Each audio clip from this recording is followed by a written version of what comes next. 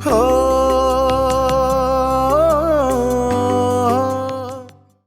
সমস্যা ভাবি? কি কিসের টাকা দিবি তোরা? তোরা এরকম ঝগড়াঝাটি শুরু করছিস কেন? ভাবি শোনো, ভাইয়ার বিয়েতে বাসর ঘর সাজানোর সময় সালামি হিসেবে 10,000 টাকা পেয়েছি। এই যে আমার কাছে 5,000, লিন্ডার কাছে 5,000। আমি বলেছি এই 5,000 টাকা আমরা পিকনিকের কাজে ব্যয় করব। আর লিন্ডার কাছে যে 5,000 টাকা আছে ওখান থেকে 2,000 আমার, 2,000 লিন্ডার, 500 টাকা বাচ্চু আঙ্কেলের আর 500 টাকা বল্টুর। এখন লিন্ডা বলছে এই 5,000 টাকা নাকি একাই ও নিজের কাছে রাখবে। ভাবি দেখছো কি মিথ্যা কথা বলতেছে? আমি একবারও বলিনি আমি একা নিব। আচ্ছা বাবা, আচ্ছা ঠিক আছে, দেখি টাকাগুলো আমার কাছে দে তো। পুরো টাকাটা আমাকে দে, আমি ভাগ করে দিচ্ছি।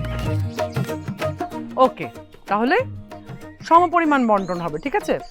বাচ্চু কাকা, এই নাও তোমার 1,000 টাকা। আর সবচেয়ে বেশি কষ্ট করেছে কে বলতো? বল্টু। ঠিক আছে, তাহলে বল্টুকে 500 টাকা বেশি দিতে পারি, তাই না? তাহলে বল্টু তোর হচ্ছে 1500। তাহলে আর বাকি থাকে কত? 7,000। 7,500। 500 টাকা। ও মাই গড, আচ্ছা দাঁড়া। আর এই 500 টাকা তুই দিবি মতির বউকে, ঠিক আছে? তাহলে এখানে আর কত থাকছে? 7। এই 7-এর মধ্যে 4, 5, 6, 3,000 তোর। 2, 3, 4, 5, 6, 3,000 তোর। বাকি থাকে কত? 1,000। ঠিক আছে, এই 1,000 এখন আমার কাছে থাকবে পিকনিকের জন্য। এই 1,000-এর সাথে আমি আরো দেব 5,000। শ্রাবণের কাছ থেকে নেব 5,000, বাবার কাছ থেকে নেব 2,000। 13,000। 13,000। 15,000 হতে আর বাকি কত? 2,000। 2,000 টাকা। এই 2,000 টাকা দেবে জাদুমা। তারপর 15,000 টাকা পিকনিকের জন্য fixed. Okay, first to fight. তাহলে picnic final. Yay! Hip hip hooray! Hip hip hooray! আর ঝগড়া করিস না। প্রশ্নে আসে না। মা তুই কি করবি রে টাকা দিয়ে?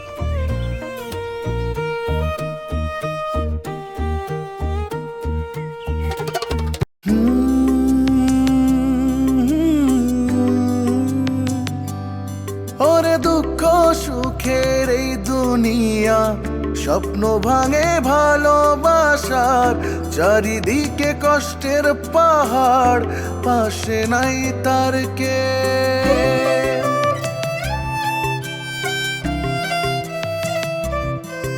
ওরে দুঃখ সুখের এই দুনিয়া, স্বপ্ন ভাঙে ভালোবাসার, চারিদিকে কষ্টের পাহাড়, পাশে নাই তার কে।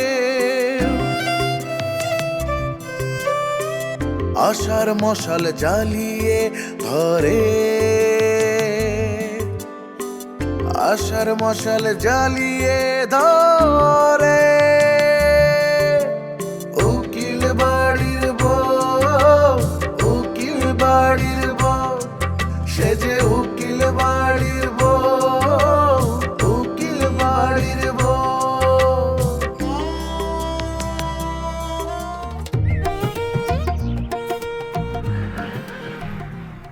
বুবু, আজ সকালে কই যেতেছো? এই কথা তরে কই কি হইব?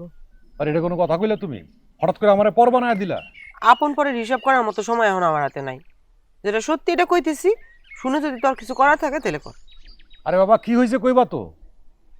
তোর দুলাভাই আবার বাড়ি থেকে গায়েব হয়ে গেছে। কি কও তুমি? একটা অসুস্থ মানুষ কিভাবে গায়েব হয়ে যায়? মানে কালকে রাত্রে তো দেখে গেলাম যে সে ঠিক মতো কথা কইতে পারে না, এর মধ্যে পলায় গেল কেমনে? আরে আমিও তো এইটাই ভাবতাছি। রাত্রিবেলা মানুষটা ভাত টাত খাইলো, ওষুধপাতি খাইলো, ঘুমাইলো, সকালবেলা উঠে দেখি যে বিছনায় নাই আমার পাশে। এরপর আমি ভাবলাম বাথরুমে গেছে মনে হয়। ওমা, 1-1.5 ঘন্টা হয়ে গেছে মানুষটা ফেরে না। এরপরে আমার চিন্তা হইলো যে নিশ্চয়ই মানুষটা বাথরুমে পড়ে টরে গেছে।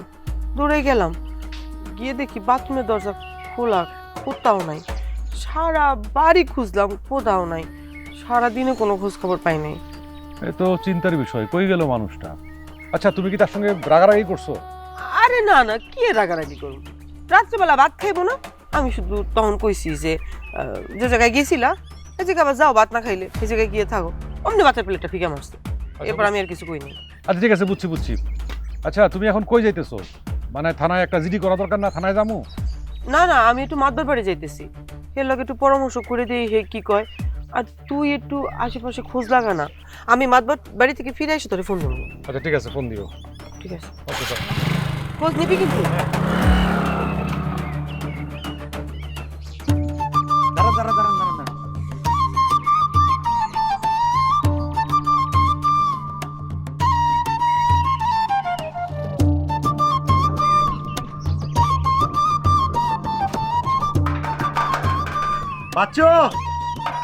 বাচ্চো কই গেছে এরা?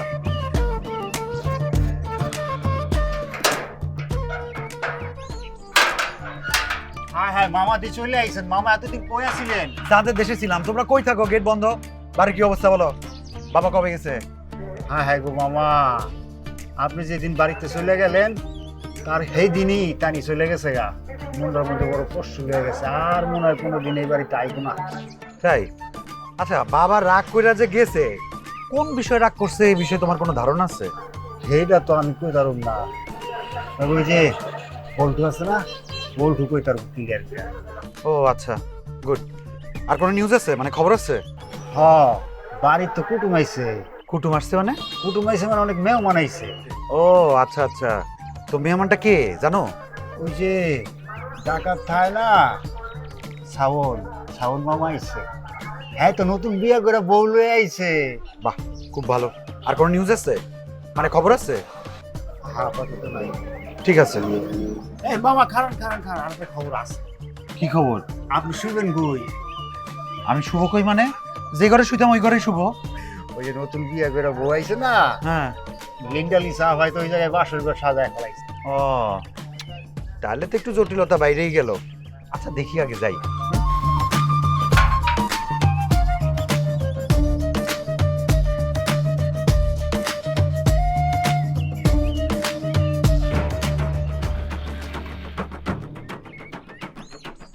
মামা, চেয়ারম্যান সাহেব দেখছো নাকি?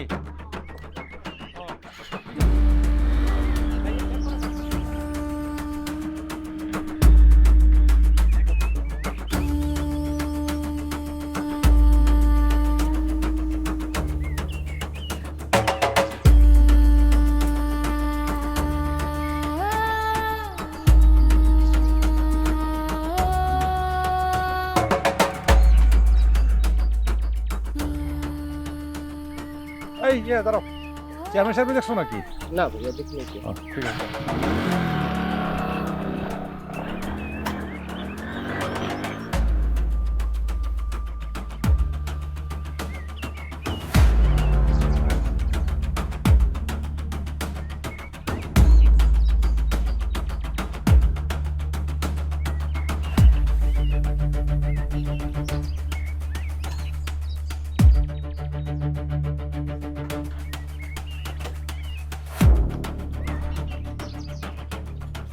এই একটা চা দিও তো তুমি সারা।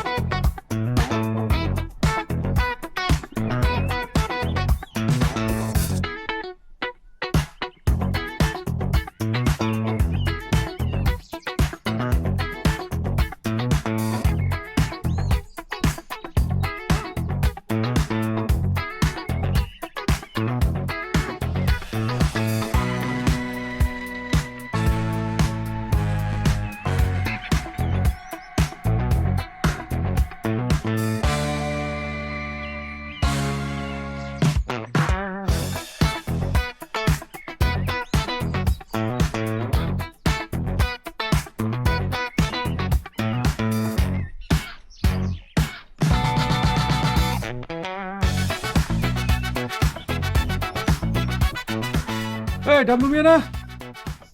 এই এতদিন পর কই থেকে? আল্লাহর দুনিয়া মেলা ছোট, আমি ডাবলু মোটেই নই বড়, যেইখানে রাত সেইখানেই কাত। ছন্দে ছন্দে দুলি আনন্দে এখনো আছো? তা কি মনে করে আমুক এলাকায়?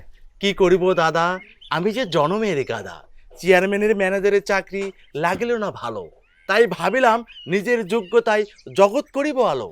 কিন্তু বিধিবাম জীবনটা রইয়া গেল আমার শ্রদ্ধার নিধিরাম।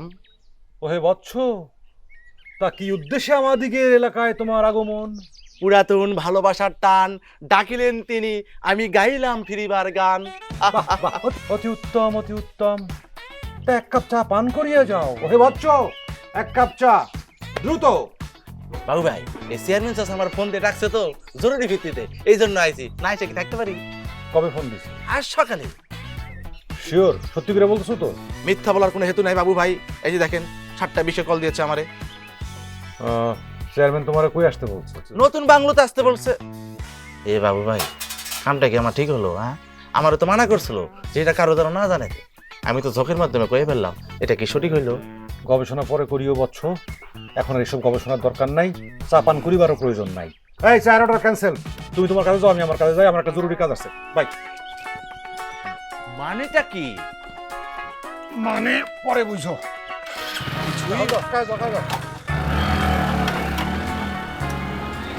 কিছুই বুঝিবার পারিলাম না।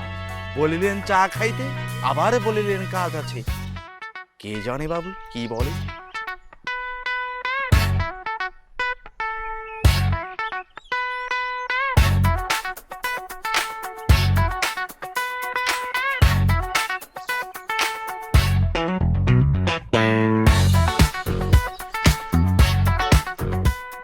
এখন দেখো, তুমি যে এই যে দেখো আমার বাড়িতে আইসে কিছু না খায় চলে যাইতেছো, এই কামটা কিন্তু ভালো হইলো।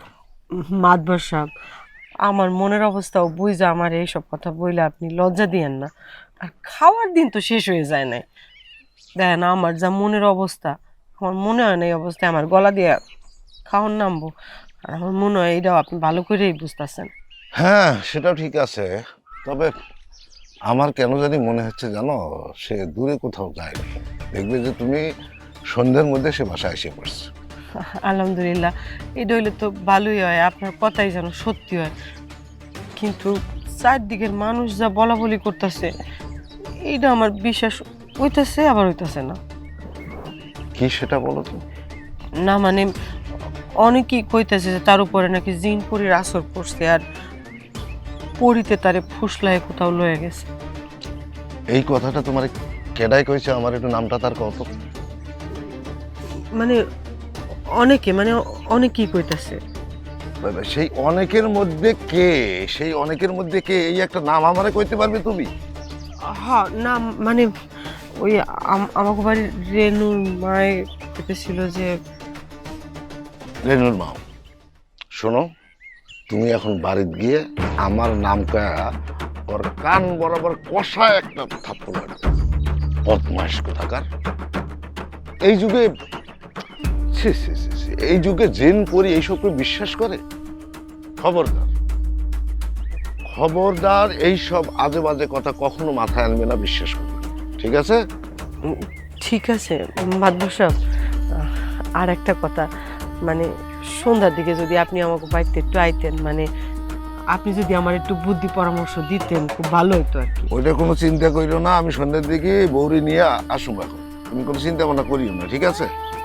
ঠিক আছে, তাইলে আমি এখন যাই। হ্যাঁ, যাও, ঠিক মতো যাও। আর আমি দেখি এলাকায় চারদিক দিয়ে আমি একটা ব্যবস্থা করি যে কোথাও আসে কিনা লোকজন একটু পাঠাই। ঠিক আছে? জি, আসসালামু আলাইকুম। ওকে ওকে, যাও, কোনো চিন্তা ভাবনার দরকার নাই, ও কোথাও যায়নি।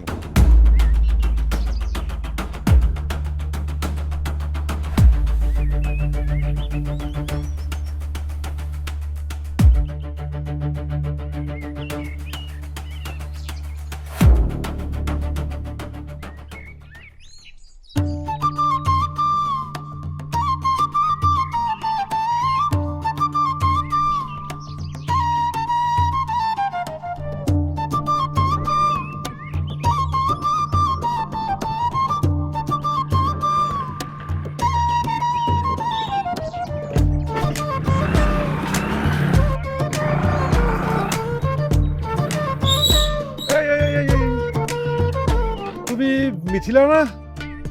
হ্যাঁ, আপনি ওই দুবাই বাবু ভাই না? এতক্ষণ অরিন্দম, আচ্ছা তুমি কোত্থেকে আসলা? আমি তো ঢাকা প্রাইভেট ইউনিভার্সিটিতে পড়ি বাবু ভাই। পরীক্ষা শেষ, তাই ভাবলাম দুলাভাইয়ের এখানে এসে 2 দিন বেরিয়ে যাই। আর দুলাভাই তো অসুস্থ, জানিনি। আরে অসুস্থ সেটা তো পুরান কেস, নতুন কেস জানো? নতুন কেস আবার কি? দুলাভাই তো হাওয়া হয়ে গেছে। মানে কি? কাল সন্ধ্যায় তো আপার সাথে আমার ফোনে কথা হইলো, আপা তো এই বিষয়ে আমাকে কিছুই বললো না। আরে এটা তো আজকে সকালের কেস, মানে ভোরবেলার কেস। মানে আপার অত্যাচারে মাঝে মাঝে এই দুলাভাই ওই তোমার এই হাওয়া হাওয়া নাটক করতে বাধ্য হয়। আপা যে কেন এরকম করে, আপনারা আপাকে একটু বুঝাইতে পারেন না? আরে বুঝাইতে যায় কি বেজ্জতি হমু নাকি? হ্যাঁ, মানে তোমার আপা যা বোঝে তার বিপরীত কোনো কিছু বোঝানো তারা সম্ভব? জীবনও সম্ভব না। আচ্ছা ঠিক আছে, তুমি বাড়ি যাও। তোমার আপা বাড়িতে নাই, ওই মাধবপুরের বাড়িতে গেছে, এখনো ফেরে নাই। আর শোনো, তোমার আপা যদি ফেরে তাহলে বলো যে আমার একটা ফোন করতে, জরুরি কথা আছে। ঠিক আছে? ঠিক আছে, তাহলে আপনি বাসায় আইসেন। ওকে, আমি তোমার নামাই দিতাম, কিন্তু আমি একটা জরুরি কাজে যাইতেছি। ঠিক আছে? সমস্যা নাই, যান আপনি।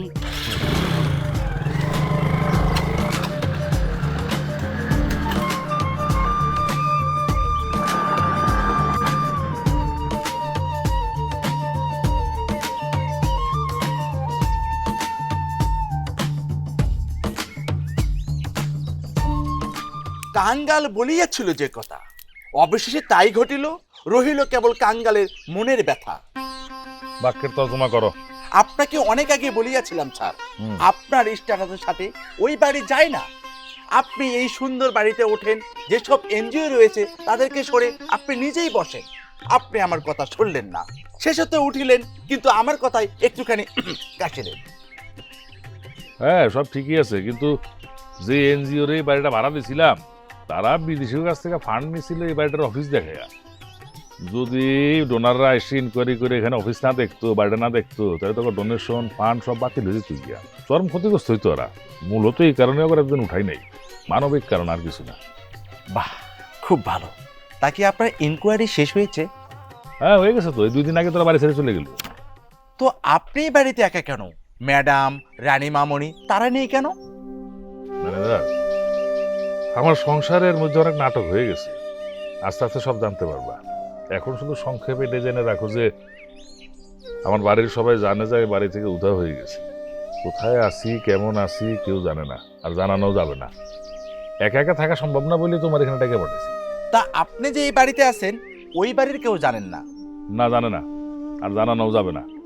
তোমার এখন কাজ হইতেছে, তুমি বসির মেয়েরা নিয়ে বাজারে যাবা, চেক লিখে দিতেছি, ব্যাংকের থেকে টাকা উঠাবা, 10-12 হাজার টাকার মধ্যে একটা মোবাইল কিনবা, বাজার শেষ করে বসির মেয়েরা ছেড়ে দিবা, আর আমার বন্ধু সোরাবের দোকানে যাইয়া একটা জিনিস নিয়ে আসবা। যাও। ইস, ওইটা আর আপনি ছাড়তে পারলেন না। ছাড়লে কি হইব? তোমার ম্যাডামের বিহেভিয়ার চেঞ্জ হয়ে যাব? হতে তো পারে। ওই যে একটা কথা আছে না, ইজ্জত যায় না ধুইলে আর খাসলত যায় না মরলে। তোমার ম্যাডাম আজরাইলের সাক্ষাৎ না পাওয়া পর্যন্ত আর চেঞ্জ হবে না। আর শোনো, আমার এই বাড়ি থেকে যাওয়ার চিন্তা ভাবনাটা মাথা থেকে ঝেড়ে ফেলে দাও, আর কোনোদিন যাতে মুখে না শুনি। হ্যাঁ, আপনি এখন চলে যেতে বলিলেও আমি যাব না। আমি দুনিয়া ঘুরিয়া দেখেছি, আপনার দুনিয়ার মতো শান্তি কোথাও নাই। তাই আমি করিয়াছি পণ, নড়িব না যখন তখন, মরতে চাই আপনার তরে, থাকতে চাই আপনারই ঘরে। আর থামো থামো, এসব কবিতা টবিতা বন্ধ করে কাজে মনোযোগী হও।